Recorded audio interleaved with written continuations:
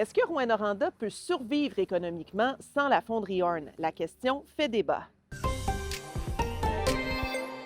Bon jeudi, pour une troisième journée de suite, c'est le dossier de la fonderie Horn qui retient l'attention dans la région. Le professeur de l'UQAT, Hugo Asselin, publie une lettre ouverte ce matin qui amène plusieurs points intéressants. Selon lui, il faut faire plus d'analyses pour comprendre exactement les impacts qu'aurait la fermeture de la fonderie Horn. D'après lui, l'économie s'est grandement diversifiée depuis 100 ans. Plusieurs entreprises aussi recherchent de la main-d'œuvre, donc il pourrait y avoir des opportunités d'emploi. Par contre, on a aussi parlé avec des entrepreneurs qui, eux, croient que ça aurait des impacts majeurs. On travaille fort à attirer des entreprises justement dans des régions ou dans des villes.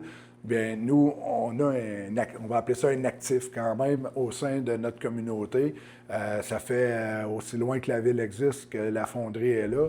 Changeons complètement de sujet maintenant. Je vous amène sur la rivière Arikana où de courageux skieurs ont pris le départ aujourd'hui d'un défi de 3 jours de ski de fond et 2 nuits de camping d'hiver. Il y a même une cinquantaine de jeunes de la concentration plein air des écoles secondaires d'Amos qui ont décidé de joindre une partie du défi. C'est au profit de la Fondation Sur la pointe des pieds qui offre des séjours thérapeutiques aux jeunes qui ont le cancer.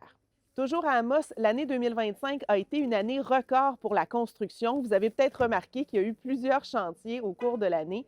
C'est plus de 64 millions de dollars qui ont été investis, une hausse de 32 par rapport à 2024.